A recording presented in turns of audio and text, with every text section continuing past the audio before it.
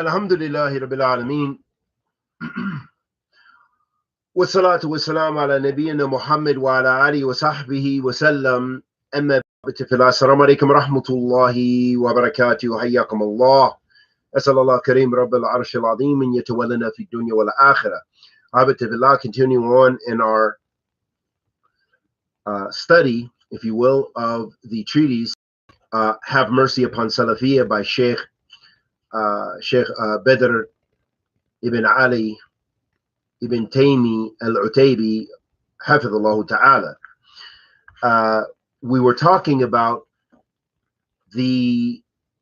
beginning to talk about, the Sheikh was about to get into the mistakes, talking about the errors that Ahl Sunnah may make and how to deal with one another. And that we shouldn't rush to classify people or take people off the Sunnah. Meaning, if someone is established and it's affirmed that they're a person from Ahl Sunnah, we shouldn't rush to give them a new name, and even for mistakes they make or perceived mistakes. Remember, that's two different issues. There's the issue if someone makes a legitimate mistake, they've made a mistake. Okay, we don't accept any mistakes. We have to practice the book and the Sunnah of the Messenger of Allah sallallahu alaihi wasallam. And on the other hand, sometimes we perceive someone has made a mistake, and that may not be the case. So the Shaykh, he goes on to say, he says, have mercy upon Salafiyyah. He says, whoever errs then says so-and-so erred, or says so-and-so erred, and whoever is with him, but there is no need for this innovative classification of the people. So here the Shaykh is talking about those people who have made a mistake by classifying someone who is known as a person of the Sunnah, but they perceive that they made a mistake. And then they give them a classification. They say he's a mubtadi'ah, he's mumayya', he's this. And anyone who listens to them or supports them or mentions their name in a good way or something is also with them.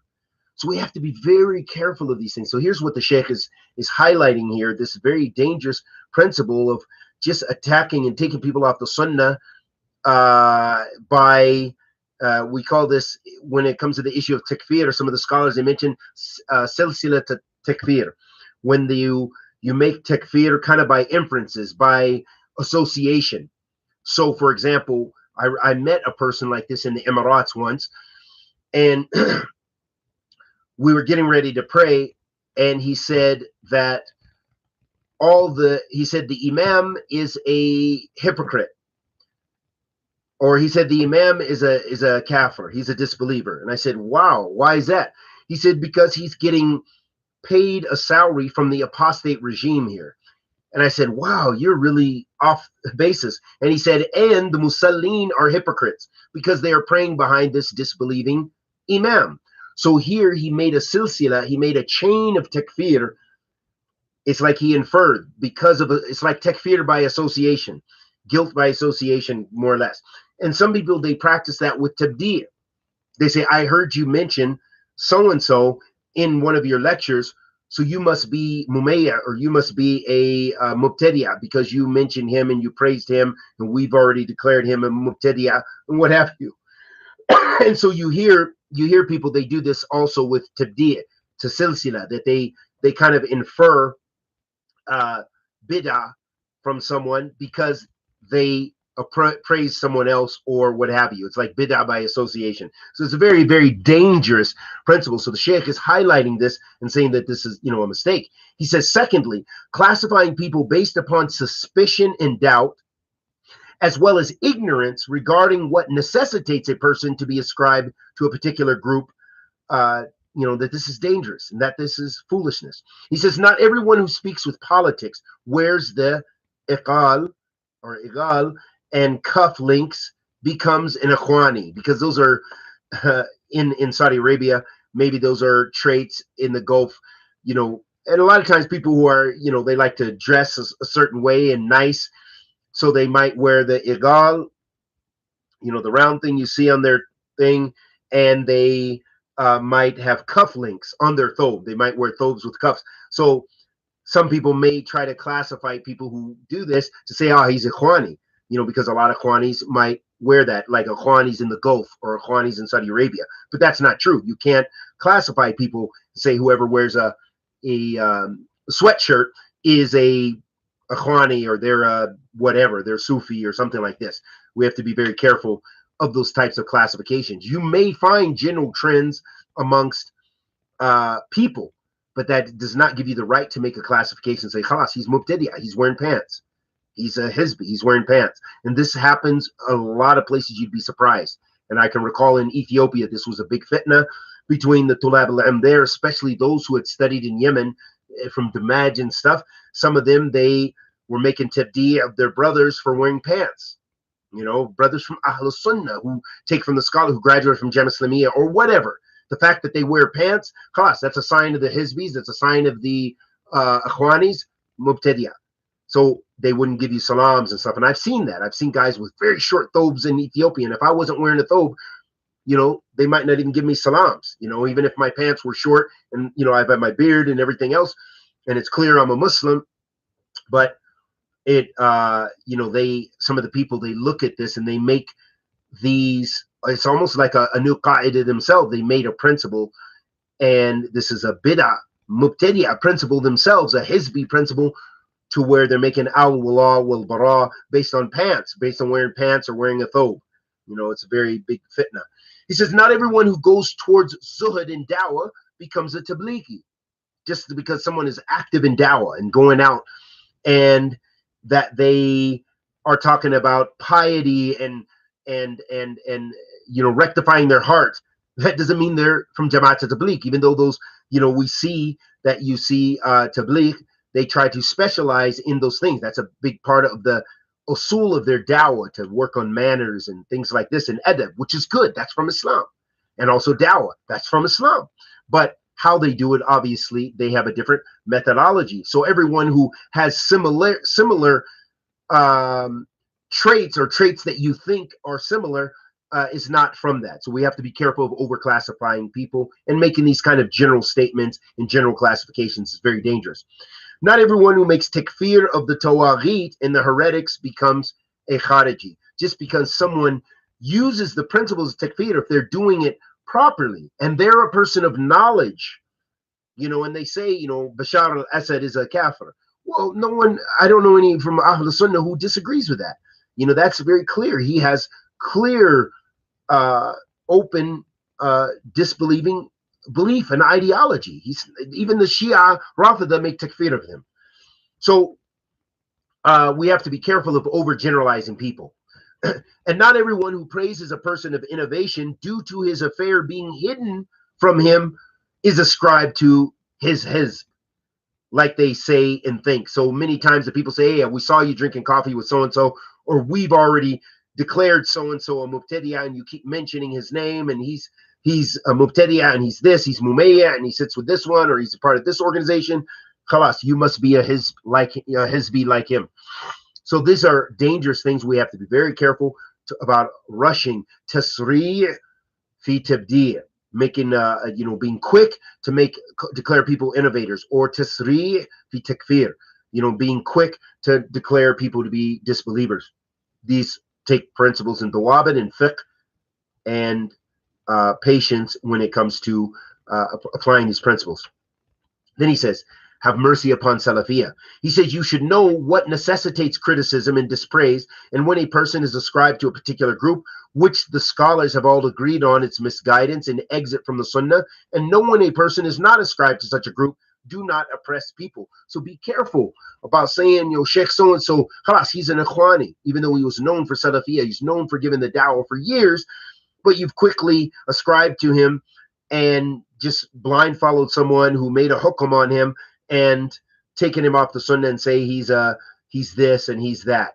You know, he's a part of this group. He's really Ikhwani. He's secretly Ikhwani. He is with the Ikhwanis. You know, things like this. We have to be very cautious about that. Doesn't mean people don't actually become Ikhwan Muslimin or join them or support them or what have you, but you want to be careful in rushing and making these types of rulings and judgments. You have, yes, have mercy upon Salafiyyah. You should know the virtue of the scholars, even if they slip up and make mistakes. Leave the criticism of the scholars to the scholars. and do not open the door to ignorant ones. Do not accustom them to daring to speak against scholars. By Allah, they will not show mercy to you and to the other scholars if you end up opposing them. And this has already occurred to the extent that some of these savage rebels dared to speak against Sheikh bin Baz, bin Uthaymeen, Al-Albani, Al-Madkhali, and other than them. La hawla wa la quwwata illa billah. So the Sheikh here is just saying that how many little people begin to speak about the giants of knowledge and criticize them and have no mercy towards them. And so, of course, they in turn will have no mercy for you. So be careful of those traits of speaking against the scholars of Ahl Sunnah. Say to the ignorant person, be silent. From the goodness of a person's Islam is to leave off what does not concern him. And that's from a hadith of Rasulullah sallallahu alayhi wasallam.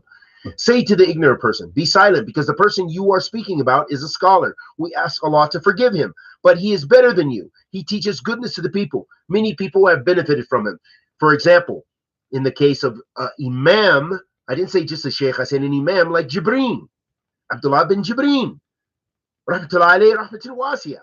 Some people, they don't want to send mercy upon him. Some people, they criticize him so negatively as if he was nothing. But he was an alim. Yes, he made mistakes. Yes, he made mistakes regarding some of the groups like Ikhwan al-Muslimin and perhaps Jamaat al-Tabligh. But be cautious when you're talking about great imams. All the aspects of the sunnah that he propagated and khair that he left behind. You want to be careful about someone like that. That perhaps Allah subhanahu wa ta'ala will forgive him of that ijtihadat of his compared to those people who criticize him, especially when an imam left behind so many jewels and pearls. If you look at the explanations in his fantastic books, subhanallah, Allah yarhamahu. You know, we ask Allah subhanahu wa ta'ala forgives him for his mistakes, and we don't follow him in his mistakes, nor do we praise his mistakes, nor do we agree with his mistakes. But he was an imam. We have to be careful about belittling the scholars and placing them on the level of the general Muslims and the basic people and so forth, and as if they're just commoners. These people who strove their whole life teaching the book of Allah and the sunnah of the messenger of Allah sallallahu alaihi wasallam, and Allah favored them with status and ilm wa fiqh wa basira. Say to the ignorant person, be silent. Begin with yourself. Remove ignorance from yourself. Take from where the scholars have taken. You should learn a lesson from how scholars fell into errors and mistakes. If this is the case with them, then what do you think will happen to people of the ignorance and those who are misguided? Discipline them. Encourage them to love people, to show mercy to creation, to be focused on the guidance of people. Those are qawaid Ahl Sunnah, qawaid Salafiyyah. That you should encourage people to love people for the sake of Allah subhanahu wa ta'ala. That your awwal bara should be based on the book and the sunnah, not based on individuals and so forth, and testing the people and attacking the people. You know, everything has its rightful place. And again, these things are to be taken with the people, you know, and accepted from the people of knowledge, the people of wisdom and fiqh. He says, have mercy upon Salafiyyah. You need to know what the people expect from you, especially outside this country, meaning Saudi Arabia. Do not dictate your differences to other countries that are in need of the knowledge and iman of the least knowledgeable and least righteous of us. SubhanAllah. This is a fantastic, important point the Sheikh is mentioning, and that is carrying the fitna from place to place. For example, maybe you have some fitna that's, as I mentioned, we talked about the situation. The brother, he met some new brothers. They immediately tested him with Abu Hassan Ma'arabi.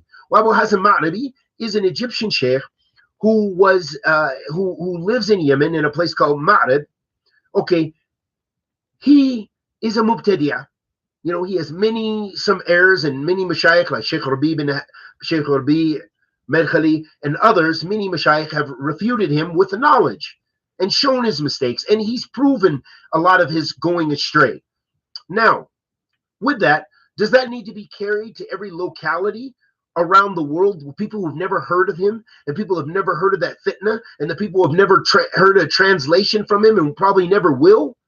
Does everyone need to know that? And does everyone need to be tested as if he is as if hating him or despising him or being against him is a principle of the religion? Of course not.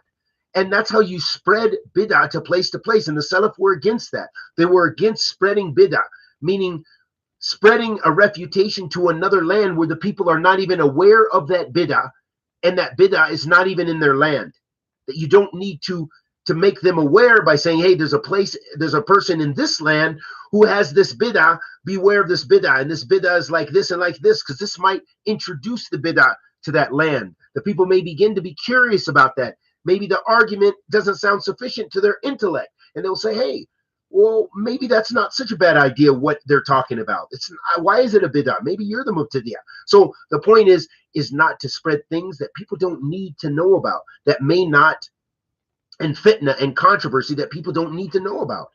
You know, look at all the fitna that has spread with that more recent splitting in the past couple of years of the Sa'afaka, that people brought it to the English-speaking audience and they made al-wala wal-bara based upon it, and communities split, and the hatred between Ahl Sunnah and refutations and attacks and dishonoring of each other. And did really the common people in those communities need to know that? Did the people really need to know that? So I think we definitely could probably agree that's not the case in many situations. The people did not need to know that. And that does not serve a good positive purpose. The Shaykh goes on to give an example. He said the people of the Sunnah in countries of the Caucasus, like Chechnya, maybe Bosnia and stuff like this, are fighting each other due to what is being dictated to them. Meaning they split and argue because of what's going on in Medina, the splits between the Mashayikh, or what's going on in Yemen and stuff like this.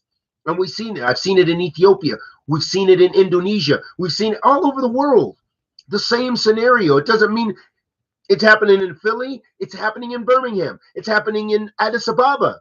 It's happening in Chechnya. It's happening in Kosovo, where you have the splits between Ahl Sunnah over these nonsensical issues sometimes, which have no import, no effect, no relevance for the people in that society. And it affects everywhere, to where you'll have sisters who may know a little bit of knowledge, but they're not involved in that. And they're just like, well, I heard the Sa'afaka are doing this. Oh, so-and-so is a Hizbi. And if you ask them why, they will have no idea. They don't even know what a Hizbi is, but they're just parroting, because that's the tarbiyah they're getting from in their community. So we have to be very careful about that. He said, the people of the Sunnah in the countries of the Caucasus are fighting each other due to what is being dictated to them. Warn against so-and-so. Do not listen to so-and-so. And yet by Allah, they do not know the basic principles of the Sharia, nor the principles of istiqamah. In some European countries, by Allah, they fought each other with weapons due to you are with Sheikh Fulan and I am with Sheikh Fulan. This is how many times has there been fistfights in places because of this? How many fitnas, how many fistfights and almost fistfights have we witnessed in Jersey and Philly? How many? And those on the ground can tell us. But I know many imams and many brothers there who inform me what goes on there. How many threats? How many brothers have come to the job, rolling up on the job? 3 big swole brothers coming out at a man's job, ready to threaten him like, you better be quiet. You're talking about our student of knowledge. Or we're going to roll on you. We're going to do something to you. This is the kind of madness. What is going on? Where's the fiqh fi deen? Where's the wisdom? And isn't that pure hizbiyah? Loving and hating based upon your talab al-ilm. If someone disagrees with me about my sheikh or my mashayikh, fine. I don't have to write a big and make my love and my hate based on that. Yes, if someone is against the mashayikh Ahl Sunnah, khalas, I don't have anything to do with them, but I still don't. You're not threatening people and just going out of control in that, because ultimately it's about tying people to the principles and the usul of the deen, not to individuals. And then they will come around and they will understand who are the mashayikh and who are the students of knowledge or who is on the sunnah or not. A Salafi Muslim takes another Salafi Muslim to a disbelieving government in order for him to be arrested and test him in his religion, because he has opposed him in exalting of his sheikh and praising his minhaj. These are real things. This is what the sheikh is mentioning. He says, in fact, reverts to Islam, leave their religion. Yes. When he enters into Islam, he desires iman. He wants faith. He desires comfort, tranquility, and serenity in his heart. But the reality is that by the morning he is argumentative, and by the evening he is misguided. And this is a big fitna. People aren't getting the tarbiyah. They're not getting taught their deen. They're not getting brought closer to Allah. They're being brought into masail as new Muslims. How many new Muslims? How many Muslims? Either ala aqal, in the least, they've only left the dawah, but some of them, they've left Islam. There's enough who've left Islam because they saw the fitna and they saw the controversy and they were so discouraged. You're supposed to have mercy and good when you come to, if it's the deen al-haq, and if it's the minhaj al-haq, there should be some fruits of that. It shouldn't be destructive chaos, hatred, and enmity. That's not the qaida. Allah subhanahu wa ta'ala says, وَتَعَوَنَ عَلَى الْبِرِّ وَالتَّقْوَى وَلَا تَعَوَنَ عَلَى الْإِثْمِ وَالْعُدْوَانِ. Cooperate, all of you, steadfast. تَعَوَنَ عَلَى الْبِرِّ وَالتَّقْوَى.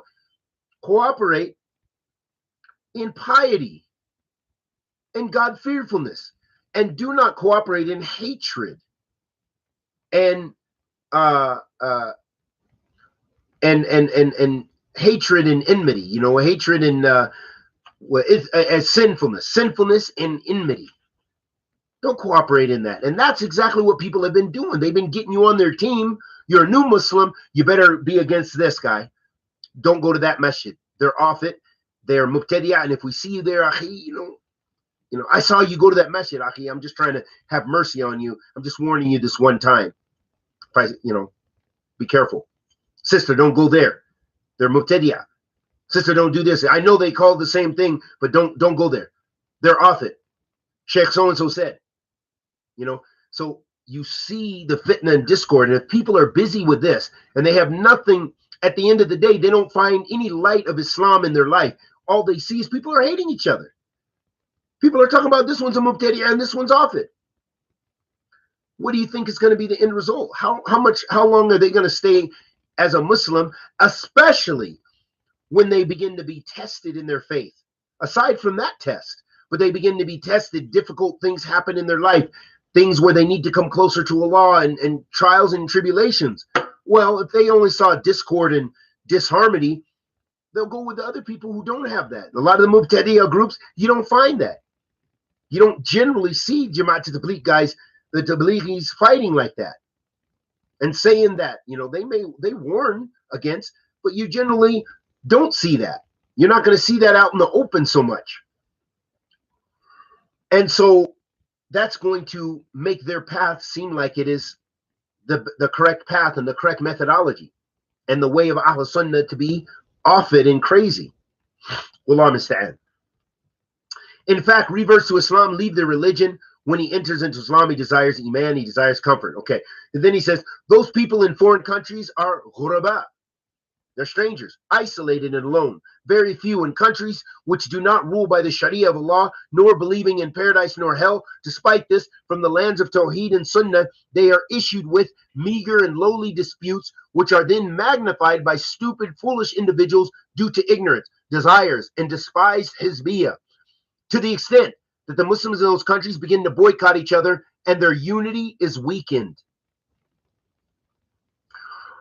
Have mercy upon Salafiyyah. He says, by Allah, most of your opponents today do not criticize Kitab al-Tawheed, Usul al-Thalatha, or Aqidat al-Wasatiyah. Your opponents are too worthless to criticize such strong mountains.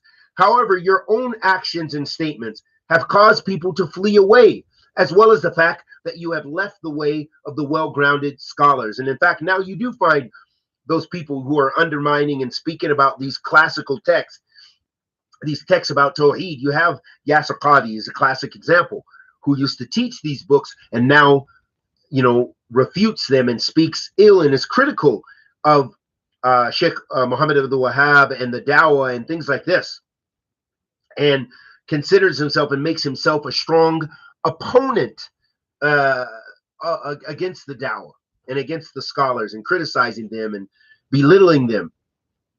And then all of his puppeteers, all of his little underlings around, and supporters, and as you say, fanboys who support that and blindly follow that type of those concepts. Wallahu musta'an.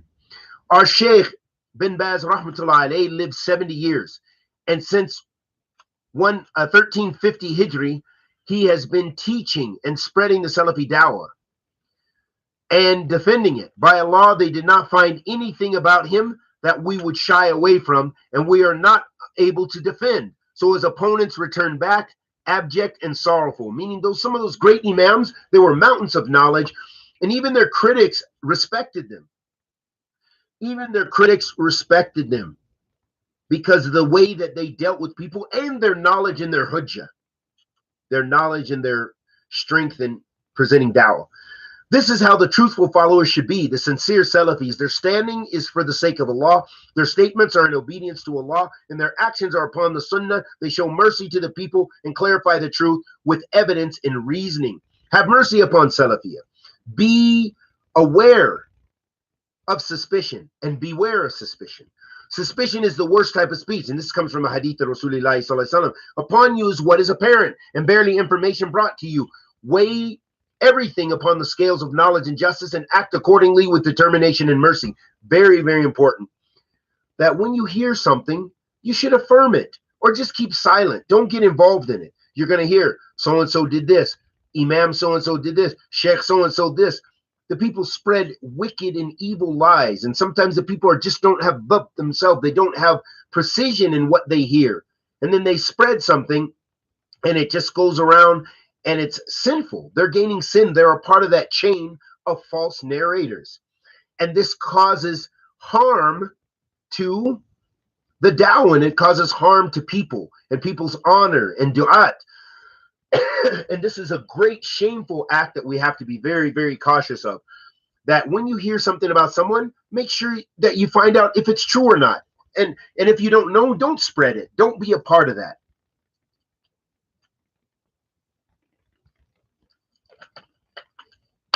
So then he goes on to say, he says, do not make Salafiyyah the house of a particular sheikh.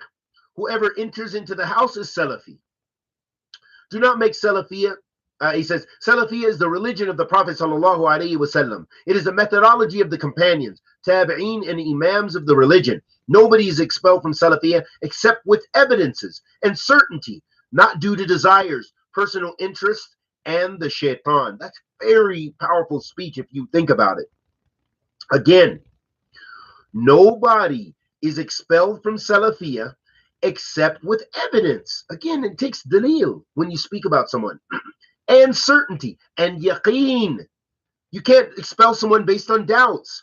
You can't make takfir on somebody based on doubts. That goes against the qawaid of Ahl Sunnati wal Jama'ah with regards to takfir. Likewise with tabdi'. You can't speculate. Say, I think he's a mubtadi'ah. You know, when and especially if he's known for calling to the sunnah. You can't speculate. You can't have this suspicion. And you can't have this inference and speculation that now he's a mubtadi'ah. We don't remove certainty with doubtfulness. So again, nobody is expelled from Salafiyyah except with evidences, certainty, not due to desires, not because you don't like him, not because he doesn't agree with you. He didn't take the position of Muhammad ibn Hadi. He didn't take the position of Ahmed Bazmul. He didn't take this. He didn't take this position. Whatever. Wallah musta'an. Salafi, except with evidences and it's not due to desires, personal interests, because you're going to get a pat on the back, because you're going to get married, because you're going to get money, and not because of the shaitan. Have mercy upon Salafiyyah. Our Salaf, even though they spoke about the people of innovation and boycotted them, however, they were the imams of fiqh, the imams of understanding, imams of the sunnah, imams of zuhd, asceticism, imams of piety, imams in good manners, imams in calling to goodness and forbidding evil, imams in jihad, in the way of Allah, imams in every good characteristic. So be true Salafis like them. Do not restrict Salafiyyah to one area and not the other. Do not sway to one side and disregard the other side. Very powerful speech when you think about it. And we could go into detail about a lot of what the Sheikh is saying, but it suffices us. Read the biographies of the Imams of Jarh wa Ta'deel, like Shu'bah, Sufyan, Abdurrahman ibn Mahdi, Yahya ibn Sa'id, Yahya ibn Ma'in, and Ahmed bin Hanbal, and Ishaq al-Rahawayh, and others. Consider their honor and glory Think about their knowledge and righteous actions. Stop at the limits of fiqh and wisdom and fill yourself with zuhud and piety. This is how you will be real and true Salafis. Have mercy upon Salafiyyah. You should know the different rulings according to a time and place. Wow, this is qawi. Really, his speech is very strong. He's giving you so much that really can be dissected and explained. And I think that's in part what he's kind of doing when he wrote his second treatise, a follow-up. He's giving you some of the dalil and just emphasizing some of these things. But this is very strong stuff he's saying. He said, you should know the different rulings according to a time and place. Fatawa are for a particular time in a particular circumstances. What is spoken about and what should not be spoken about, which issues are begun with and which issues are not. These delicate matters you will not be able to know and differentiate between them without the authority of knowledge, the intelligence of a mind. Thereafter, defend Islam and the Sunnah in its entirety. Do not speak about an evil which is hidden, and yet you disregard a greater, more apparent evil. So that means fiqh fi deen, that you have to know the masalih and the mafasid. If there's benefit in speaking or there's benefit in being silent about something. A greater, more apparent. Do not speak about a minor bid'ah, a bid'ah which is overwhelming. Do not speak about a person who is unknown, yet you disregard a person whose danger is much greater. Okay, so do not speak about a minor bid'ah when there's a major one that you have to deal with in that place. So you have to deal with everything. You have to give everything its rightful approach and priorities. That's what's very important, and that's what the Sheikh is talking about as far as fiqh fi deen. You want to be very cautious and very very cautious about speaking about these matters and about issues and others. He says, have mercy upon Salafiyyah. Allah the Most High said, "O you have believed, enter in Islam perfectly." He says, so take the religion from all its angles, remain vigilant in all situations. We want a Salafi who is a faqih, a person who can explain to the people the rulings of the religion upon knowledge, Sunnah and Salafiyyah. We want a Salafi who is a wa'id, so a person who's a good preacher, can preach to the people the beautiful message of Islam, and is a good da'i, and is good at moving the hearts of the people, who fills the hearts of the people with the fear of Allah and the yearning of Jannah upon knowledge and Sunnah. And as an aside, subhanAllah, you really feel this with a lot of the mashayikh in Yemen. I love when I listen to, if I want to listen to a khutbah, I listen to my mashayikh in the different mashayikh in Yemen of Ahl Sunnah, because they have Allah's just favored them, and that is their saluk. They got that from Imam al-Wadi'i, I believe, or maybe it's just the way of Ahl Yemen. I don't know, but they really they are very good in that bab. And even our mashayikh that I love, many of my mashayikh that I sat under in Saudi Arabia, they're not the same. So you'll benefit from them in a different way, when it comes to khutbahs. Khutbahs, nobody's touching the Yemenis really. Most of the mashayikh, even a lot of the mashayikh that I love, there's some, mashallah, beneficial khutbahs, and I'm not saying the benefit isn't there. I'm just saying as far as moving the heart, as far as wanting to make you make tawbah on the spot, a lot of the Yemeni mashayikh, they are really, really strong in that bab.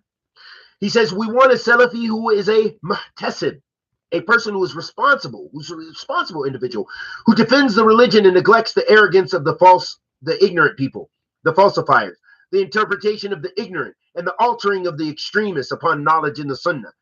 So you need someone who is patient, and they are, I guess responsible. I'm not sure if we would say responsible here, but anyway, this person, they defend the religion.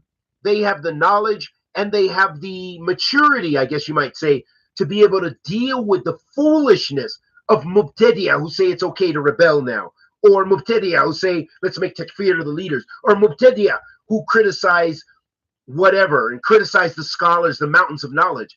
They have to be patient, and they have to deal with those people with ilm wa bayan wal hujjah, and cut their necks with The sword of the sunnah, meaning with knowledge. I'm not talking about physically cutting or hurting somebody, so don't get it twisted. I'm talking about with the swords of knowledge and ilm or refutation based on knowledge with fiqh and basira. We want a Salafi who is tarbawi, who is a cultivator of education, who attaches importance to family matters, women and youth.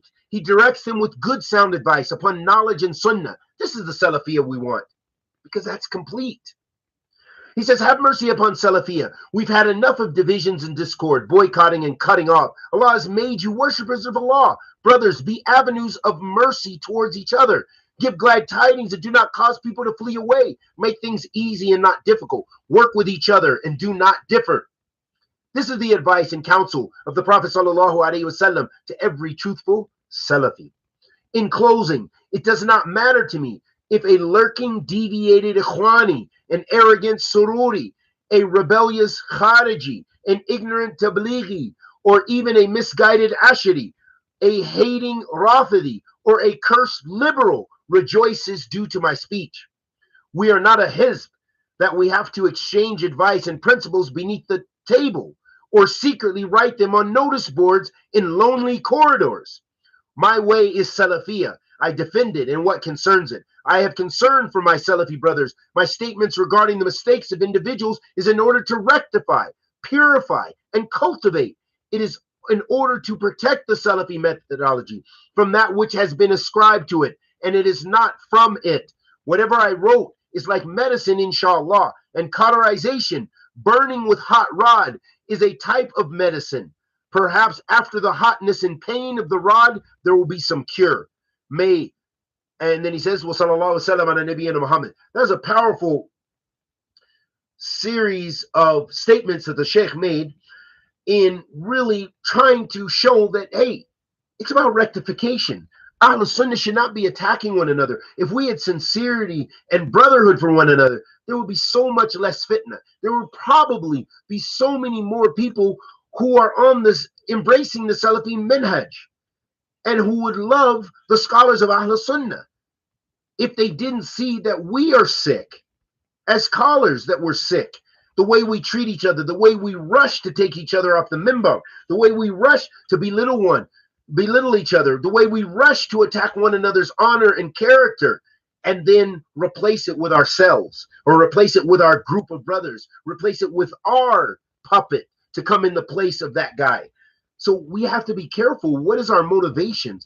Are we worshiping Allah subhanahu wa ta'ala? Are we fearing Allah azza wa jal? Are we striving to come closer to Allah subhanahu wa ta'ala? Is this what we mean by Salafiyyah? Is it following the book of Allah and the sunnah of the messenger of Allah sallallahu alayhi wa sallam? Kama qala shaykhana? Is it calling da'wah to Ahl Sunnah? Da'wah min kitabillah ila kitabillah wa sunnati rasul sallallahu alayhi wa sallam ila sunnati rasulillahi sallallahu alayhi wa alihi wa sallam? Is that what our da'wah is? Is it calling to the book and the sunnah? Is it calling to ourselves? Is it calling to our group? Is it calling to our one or two scholars? Is it calling to blind follow us? Is it calling to blind follow our sheikh? Is it calling to love and hate based on what we speculate on? These are the things we've got to be careful of, and we've got to quit attacking one another. And this is why we should have love for all of our brothers and sisters of Ahl Sunnati wal Jama'ah, the Muslims in general, but we love them in accordance with their adherence to the Sunnah. And especially we should have special love for the people of the Sunnah and not be critical and rushing to attack and belittle them and attack their efforts. We need to prop them up. We need to advise one another. Prophet ﷺ said, Ad-Dinu Nasiha. He said that religion is sincere advice. And they call it liman. They said, to who? He said, Lillahi wa li kitabihi wa li kitabihi wa li a'immatul muslimin wa ammatihim. He said it's to Allah and his book and the leader of the Muslims and the lay persons.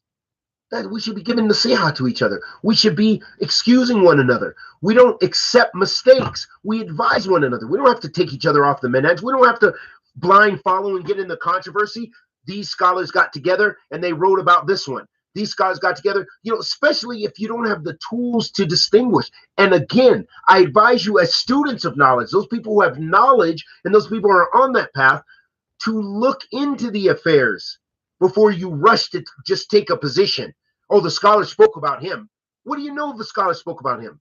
I've heard so many people say the scholar spoke about this one. Oh, so-and-so wrote a book about him. But also our imam warned us about reading that book and defended that other sheikh. So we have to know, and limadha, know the why.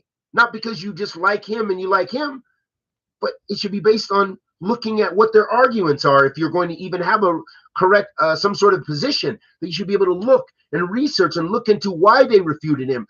Is what they refuted him with, is it baseless? Or is it in part truth? And does it warrant taking him off the methodology of Ahl Sunnah?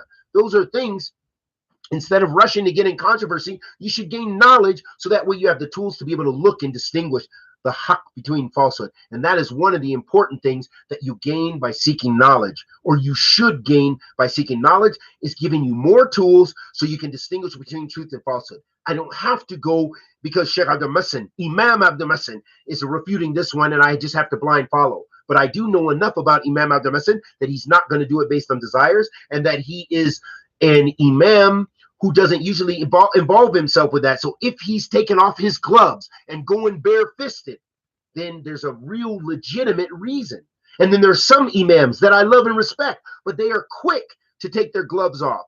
And we find some mistakes in some of their refutations of particular individuals. Some things that are plain and simple. We cannot stand before Allah and say, yes, that was the truth, even though if the people tried to document it, because they documented it without proof, without hujjah, and with a strange ta'wil, a strange understanding. So it has to be based on the truth. And if you can't adjudicate and make these judgments based on the truth, then just stay out of it, especially between Ahl Sunnah. And we ask Allah subhanahu wa ta'ala, the Almighty, to accept our good and forgive our evil. Anything I said that was correct was from Allah subhanahu wa ta'ala. Anything I said that was incorrect was from myself and the shaitan. And may Allah bless Sheikh Badr Al-Utaybi for this fantastic short lecture and treatise. And may Allah bless the translator for translating this, the brother at Medina.com, Abu Masmoor Naveed. I'm not sure his kunya. But may Allah bless him for this great work that he translated and offered in English. And I advise you to read it and understand it and synthesize it, because it's a very fantastic piece of work that brings about immense benefit for us from Abu Abbas Naveed Ayaz. May Allah preserve him. And may Allah subhanahu wa ta'ala forgive us all of our many sins. Wa sallallahu wa sallam ala nabiyyina Muhammad. If there are any questions, then we will try to deal. It doesn't look like there's any. It says that, oh, I guess there was some chats maybe that were not appearing or something. So mostly just salams, wa alaikum salam, rahmatullahi wa barakatuh. So if there are no questions, then we will leave that and ask that Allah subhanahu wa ta'ala preserves us and forgives us all and has mercy upon us. Is it correct for imams to refute often, even with evidences?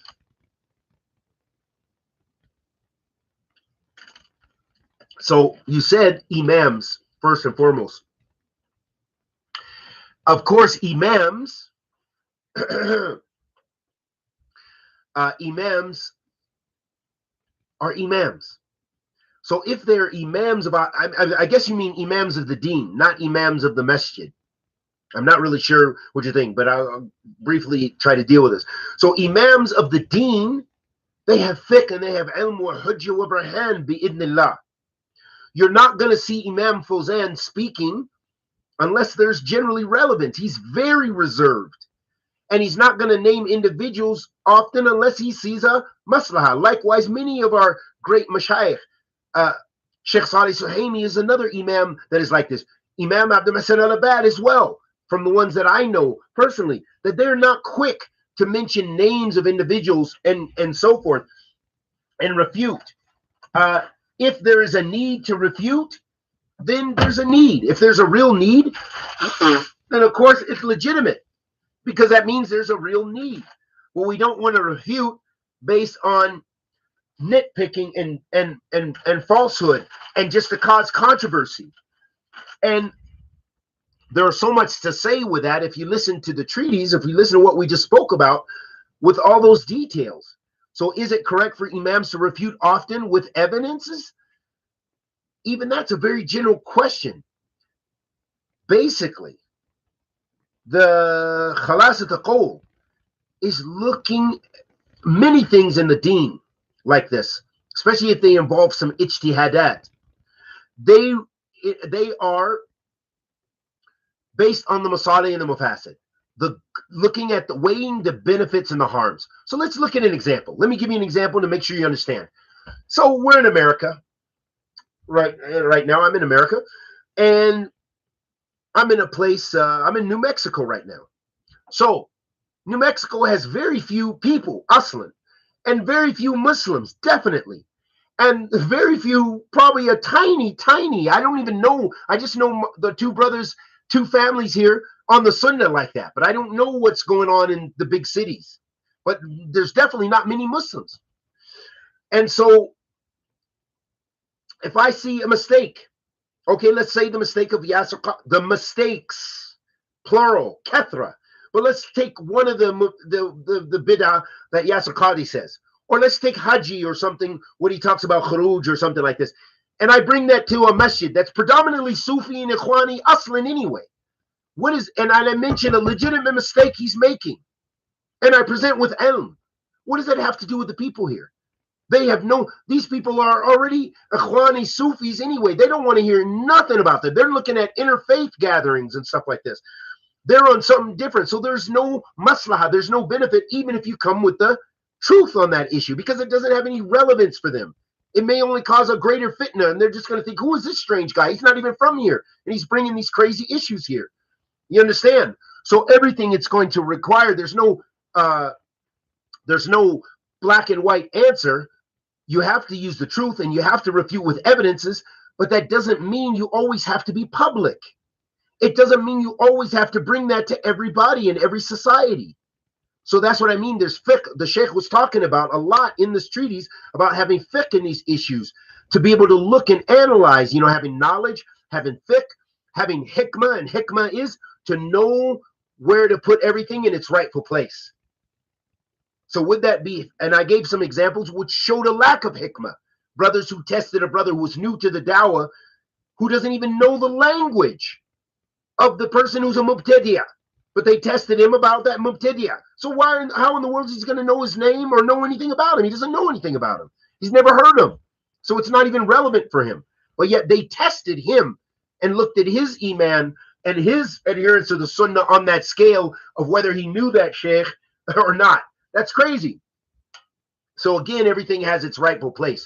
So we can't really say, this and that and the other. But another point I want to mention is when it comes to specifying purpose. Sometimes you can refute mistakes and you don't have to always mention the individual. You don't have to, especially if they are a person of Ahl Sunnah.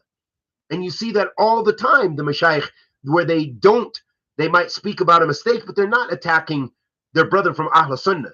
And they may not even find a relevance to attack the mubtadi'ah by name, because maybe there are a lot of people in the gathering who follow that person in their country. So instead, they need to know the mistake, and they'll be able to put the picture together themselves instead of mentioning that individual's name and everybody run from the circle. They don't want to hear anything because they already have ta'assub and blindly follow that individual. So that's why it takes fiqh, it takes hikmah in a lot of these masail, not rushing. Even if you have evidence, doesn't mean you accept mistakes, but it's not always necessary to go on the minbar and mention it. And it's not always necessary to mention the person the individual by name. It's not always necessary for that. Sometimes it's a greater harm. If someone says there's no ijma concerning khuruj against an unjust Muslim ruler, and they say those who say there's ijma have an argument which has failed, is this person to be suspected of bid'ah? This person is a mubtadi'ah. End of story. You don't need to even do more research about them. And I would say don't listen to them, because they've defied so many countless generations of imams from the Salaf up until now who said there was ijma. Because we have to understand, when we talk about ijma here, ijma of Ahlus Sunnah, meaning there's so many mubtadi'ah, and there might have been some imams of Ahlus Sunnah who made a mistake. We don't count them in the ijma. We don't say, oh, Ahl Sunnah differed because this imam made a mistake and he's from Ahl Sunnah. That's not the understanding of ijma. And that's not the understanding of these issues. If it was understanding, we would never have any usul. Because there's going to be someone who may have been from Ahl Sunnah who made a mistake in an issue. We don't say Ahl Sunnati wal Jama'ah differed in affirming Allah's divine names and attributes. Just because some imams, and I say plural, imams of Ahl Sunnah made mistakes in the sifat of Allah subhanahu wa ta'ala.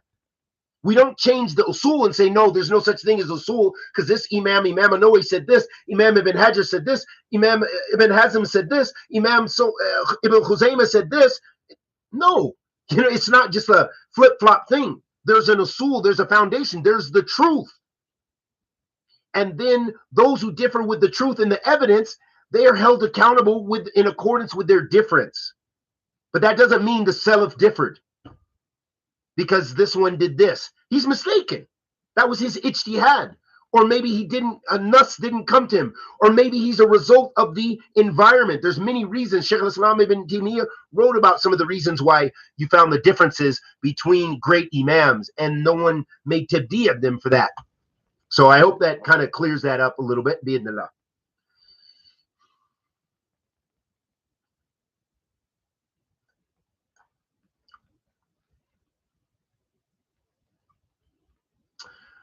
Ustad, can you insult someone who insults and abuses, threatens a person of the Sunnah? No, don't do that. Don't return that. Just because he says Al-Albani is this, Imam Muqbil is this.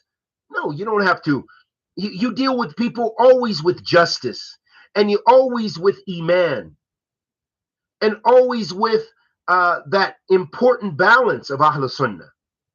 You don't have to return the exact, just because your love is for Imam Al-Albani because of his adherence to the Sunnah. So we can put that aside. I can say, fine, you don't like Imam Al-Albani, which I think is your mistake, but I probably don't need to have much to do with you because he's well known for his piety and goodness and propagating the Sunnah of the Prophet ﷺ and his khidmah to Islam with Sunnah. So, but you don't need to go get in debates and arguments and fighting and cursing someone. Similar to the way that you don't always need to return negativity with negativity. In fact, you shouldn't. And I asked Sheikh Saeed this morning, and I have already put the video out, just a little clip, about the one who has abusive parents, the one who had abusive parents that were abusive when the person was a child. And that could be physical, mental, spiritual, and all those kind of abuse. Now that they're elders, should those people still have ties? Because people ask these questions all the time. The Sheikh said, do not give them the same treatment that they issued. Be better and show them good, because you're doing this for the sake of Allah subhanahu wa ta'ala. So still, because of your parents, even if they were abusive, still give them at least ala aqal. Do not abuse them and do not threaten them and do not harm them. Okay? Still do your duty for the sake of Allah subhanahu wa ta'ala to the best of your ability.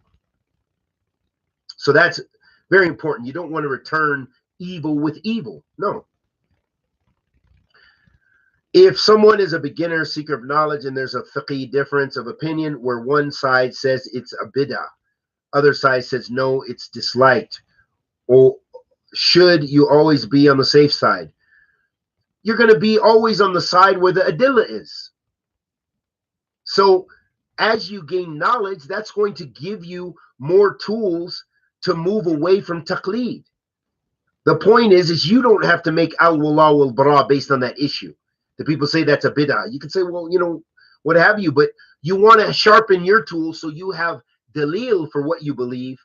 And, if they ask you who preceded you, can say, if they say men sabaqa, they had a qawl, who preceded you in that statement? Oh, Imam so-and-so preceded me. So I'm taking that view of this great Imam. Are you saying the Imam didn't know, or the Imam is ignorant, or what have you? Especially if it's something based on adillah and it's an issue of ijtihad. The main thing is you don't waste your time. Just learn your deen. Don't waste your time in getting in all these arguments and debates and this and that and the other.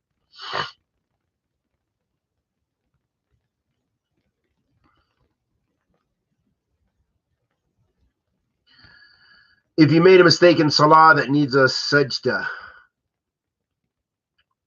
before the salam, but you forgot and did the salam, then you make your sajda right then. Then make your sajda after, and then make salam again. Is it permissible to unite with a specific sect of the Jews who have the same political goals, such as the Palestinian issue? No, you shouldn't do that. You should avoid that. You should avoid that at all. Now, if you could write letters to the governor or whatever, or do your way of putting your support for the Palestinians.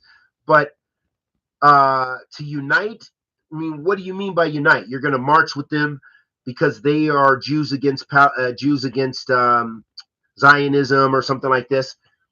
These kind of things, it's better to avoid. It's better to avoid those things. It's better to avoid those kind of issues. Why can't senior scholars reprimand, disown their students who have created cults and test people on different stances? Well, I think some of the scholars that have had, some scholars that may have, it's attributed to him of having a role, and perhaps some have a role, that, that's going to depend upon the scholars. So you find a lot of speech from a lot of scholars who do this. They disown those traits and those characteristics. But unfortunately, there are some scholars, and we just have to be honest. There are some of our mashayikh, and they're a very tiny, tiny few, but it's just that they're the ones who have been propagated to you in the West and translated a lot of their material. But there are some scholars that I've witnessed firsthand that they give a very strong ear to certain individuals, and that is problematic. That is problematic, where many of the scholars don't play that at all. You won't get Sheikh Salih bin Fawzan and others like that. They don't. Even my Sheikh Saeed, he's known me for years and trusts me and has good relations. He always gives me an ear. And I remember once I asked the question, and I actually mentioned Yasser Qadhi by name. And I love the answer of the Sheikh.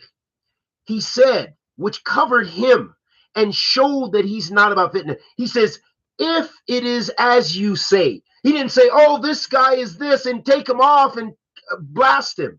He trusts me, but again, he doesn't blind trust. And again, I love that. He says, and that is the fiqh.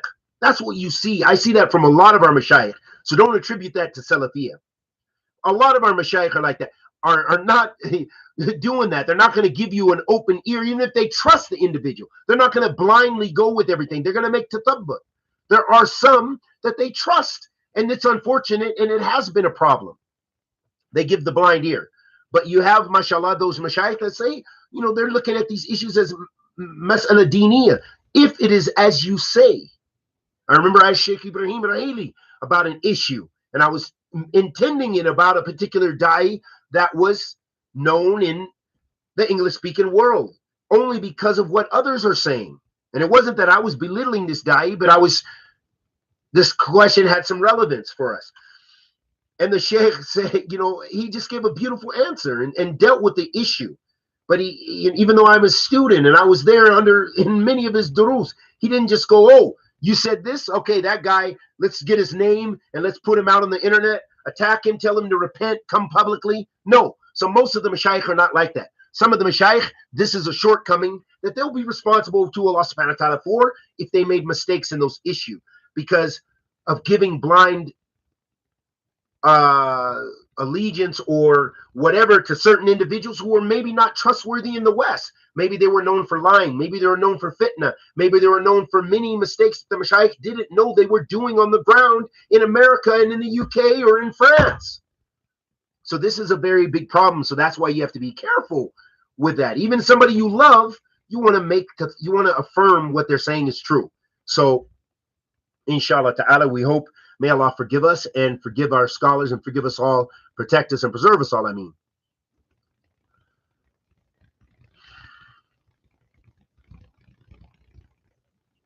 If I missed a pillar, only did one sajda, then what? Then realize, then you'll repeat that. You will repeat that rak'ah. Repeat that whole prayer unit, and then at the end you will make sujood sahu. The sajda of forgetfulness. Is Qasim University an Islamic university? I'm not sure. You would have to look at their curriculum. I'm sure they have Islamic studies. Many of the universities in Saudi do have an Islamic studies department. And I'm sure Qasim is a very, very religious place, very conservative. And so no doubt, and that's where bin Uthaymeen used to teach. And his markaz, I think, is still there. And you know, there's a lot of religiosity there. So I'm sure Qasim University, it probably has an Islamic studies program, if nothing else. We talked a lot about protesting Islam, so I would just say to you, go back to the videos, do your research, because there's so many details about that issue. That's such a general issue. In general, it's not from Islam. There's a difference between protesting in a Muslim land and a non-Muslim land. And there's a lot of other tafsilat.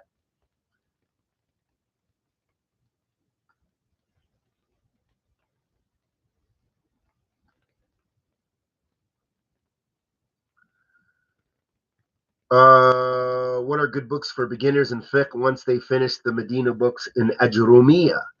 Is Uthaymeen's books best studied for the beginner? Bin Uthaymeen's books regarding fiqh, some of the main fiqh books are kind of they're advanced. Zad al-Mustaqna is another level. The book that we just did yesterday, I had 2 lectures I streamed. And we're talking about beginning in Tahara. We're talking about Umda Fiqh. That is one of the beginning Hanbali books. Okay, if that's the madhab that you're studying. So there's that, and there's others. There's even more mukhtasar. So I would say to you, probably go to Imam Sa'di's book. That is fantastic and simple. And that is actually what I will use for Al-Athari, because it is very simple. It's translated in English, and that's an excellent way to go and start to give people some basic fiqh. That's fantastic. That's what I would advise. What did Sheikh Saeed Hafidhullah Ta'ala say? Barakallah Feek. I don't know about what. If you want, I put 5 videos out, or 4 videos, or 6 videos, I think, this morning out. Were translations of what he said, different questions that I asked him. I called him. It's the first time I talked to him in almost 2 years, so it was good, alhamdulillah.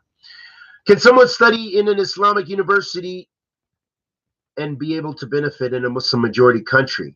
A person who wants to make hijrah doesn't want to go back to the West. Study in an Islamic university and be a benefit.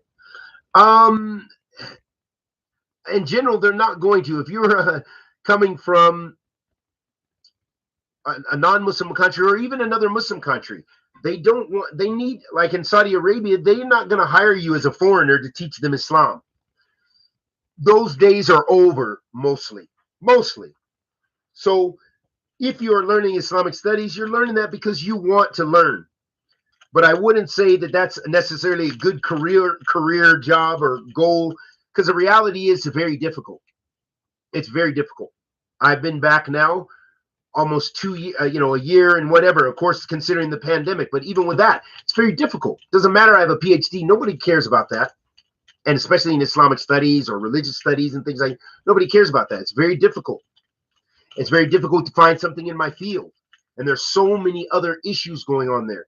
So, what I would say is, if you're studying Islam, you want to study to come closer to Allah subhanahu wa ta'ala, to learn more about your deen.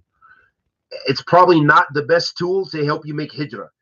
A computer programmer or a software engineer or something like this is going to have a better, easier time, having those skills and using them to make hijrah with, because they need that development in many Muslim countries.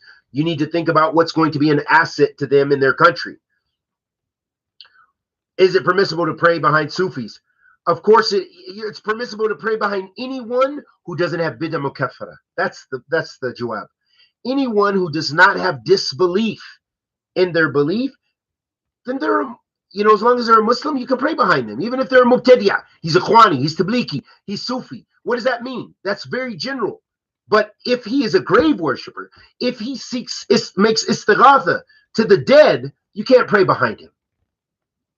Okay, so it depends. Does he have bid'ah mukaffara or ghayra mukaffara? That's what's going to matter there. Do you think one could do harm to their studies by trying to take in too much information at once, studying different books, sciences at once? Yes, it just depends on the individual. You know, it's going to depend on what you're able to digest. Not everyone can digest the same amount of knowledge and study various sciences and various books. It's going to depend upon your level of understanding and so forth. You may need to focus on one. Some people can focus on 3. Some people can do 5. It just depends on the individual. So you'll know best what you are better at.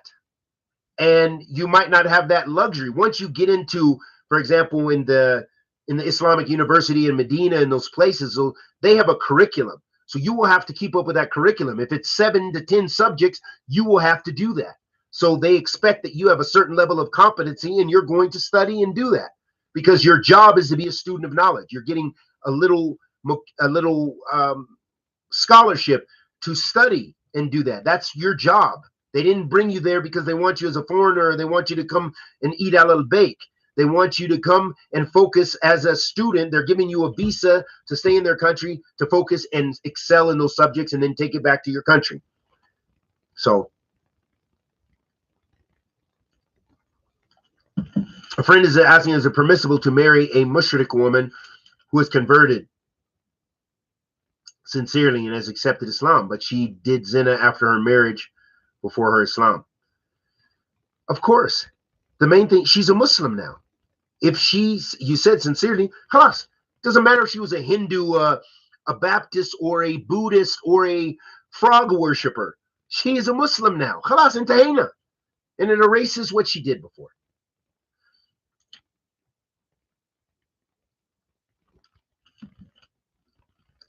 Which books, other than the ones we've already gone through on Minhaj, would you recommend? The Quran and the Sunnah. That is the asl right there of Minhaj and all the sciences in Islam. The Quran and the Sunnah.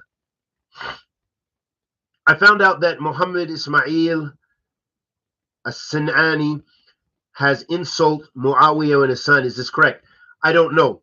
But you might find these kind of things from certain scholars. Some of the scholars of the past that are great, that did great works. It doesn't mean they didn't have mistakes. Sometimes some serious mistakes, but the scholars did not make tabdi of them.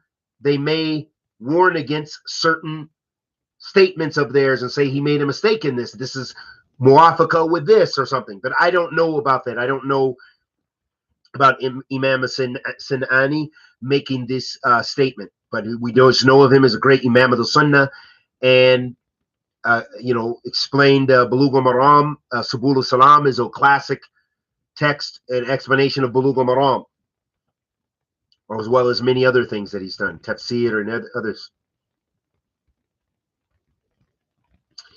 What are the clear ways to distinguish people of Salafiyyah and people of Hizbiyyah? That is a huge question when you ask those kind of questions.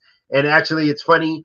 I can recall asking Sheikh Muhammad Ibn Abdul Wahhab al-Aqil, Hafidhullah Ta'ala, one of our mashayikh in Medina, a question like this. And he exactly said that to me. He said, he used to call me doctor back then, even though I was just working on my master's. He called me, he said, doctor. He said, that is a huge question. And we're walking from his masjid to his house. And then he just gave me some very basic traits. And that's the main thing. That's all you can do. Those things you can write a book about.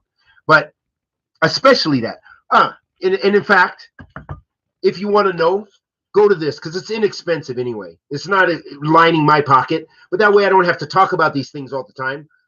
A lot of that stuff is in here. If you're really sincere and you want to know, it's right here. In an analysis of the legitimacy and effectiveness of Salafi scholarship as an antidote to to extremism. I talked about Hizbiyyah. I talked about Salafiyyah. I talked about some of the issues of why we differ and the problem with differing. I talked about even some of the fitna that was going on in Yemen between Sheikh Yahya and Sheikh the other mashayikh like Sheikh Muhammad al-Imam and others.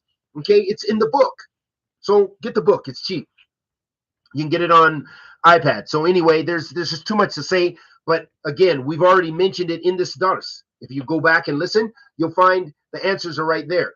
To distinguish Salafiyyah from Hizbiyyah. We just told you everything. Have mercy upon Salafiyyah. Salafiyyah is not this. Salafiyyah is not this. Salafiyyah is not this. Those things are Hizbiyyah.